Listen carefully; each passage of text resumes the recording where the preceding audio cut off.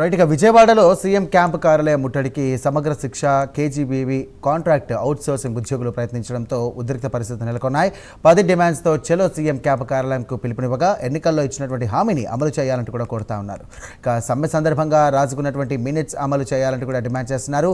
VMC నుండి చంద్రబాబు ఇంటి వరకు కూడా ర్యాలీకి పిలుపునివ్వగా పోలీసులు భారీ ఎత్తున మోహరించారు.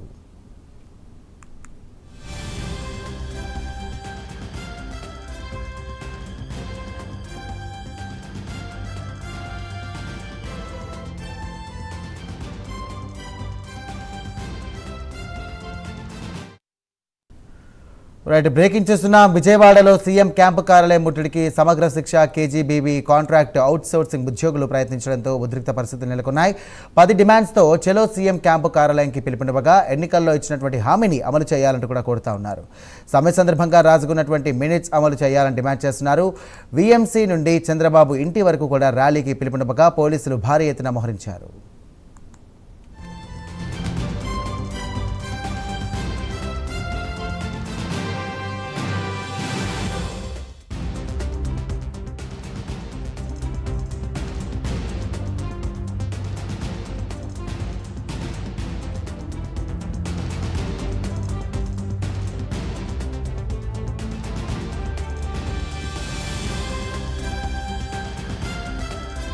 సంబంధించి మరిన్ని డీటెయిల్స్ అందించడానికి లైవ్ ద్వారా మా కరెస్పాండెంట్ సాంబశివరావు సిద్ధంగా ఉన్నారు. సాంబశివరావు, చెప్పండి, దీనికి సంబంధించి వాళ్ళు ఏమంటున్నారు, అసలు ఈ ముట్టడికి గల కారణాలు ఏంటి, ప్రస్తుతం వాళ్ళు మాట్లాడే అవకాశం మనకు కనిపిస్తుంది అక్కడ?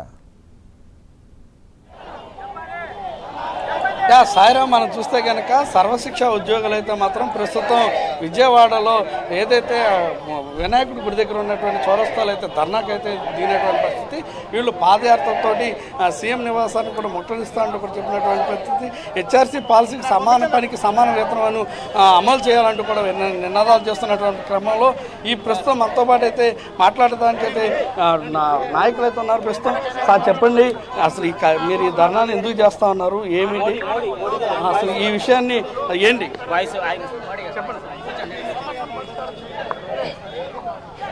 ఈరోజు విజయవాడ నగరంలో రాష్ట్ర వ్యాప్తంగా సమగ్ర శిక్ష ఉద్యోగులు చేరుకోవడం జరిగిందండి. మేము ఏదైతే మే 15వ తారీఖున కార్యక్రమం ప్రవేశపెట్టామో, ప్రకాశం బ్యారేజ్ నుండి మన విద్యాశాఖ మంత్రివర్యుల ఇంటికి పాదయాత్రగా చేరుకుని మా సమస్యలు విన్నవించుకోవాలనే ఉద్దేశంతో వెళ్తున్నామండి.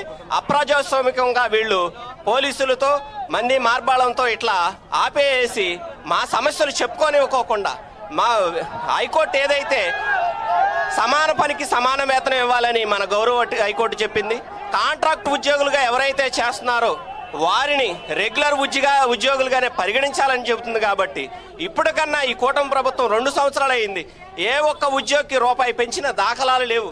ఇప్పటికన్నా ఎంటీఎస్ ఇవ్వాలని మేము డిమాండ్ చేస్తున్నాం. ఉద్యోగులందరికీ కూడా హెచ్ఆర్ పాలసీ అమలు చేయాలని మేము కూటమి ప్రభుత్వాన్ని డిమాండ్ చేస్తున్నాం. ఇట్లా అహంకార పూర్తికంగా ఇట్లా అణిచివేసే ధోరణి ఉంటే దీన్ని మేము పెద్ద ఎత్తున రాష్ట్ర వ్యాప్తంగా సమ్మెకు కూడా పిలుపునిస్తామని మేము డిమాండ్ చేస్తున్నాం. అంటే మీరు రాష్ట్ర వ్యాప్తంగా ఉద్యోగులు ఎంతమంది ఉన్నారు, ప్రస్తుతం ఈ విజయవాడ కేంద్రానికి ఎంతమంది వచ్చారు, అసలు మీ ప్రధాన డిమాండ్స్? రాష్ట్ర వ్యాప్తంగా 25,000 మంది ఉద్యోగులు ఉన్నారండి. ఈ రోజు జరిగిన కార్యక్రమానికి రాష్ట్ర వ్యాప్తంగా పెద్ద ఎత్తున 15,000 మంది చేరుకోవడం జరిగింది. కానీ మార్గ మధ్యంలో ఎక్కడికక్కడే పోలీసులను పెట్టి అరెస్ట్ చేయడం జరిగింది.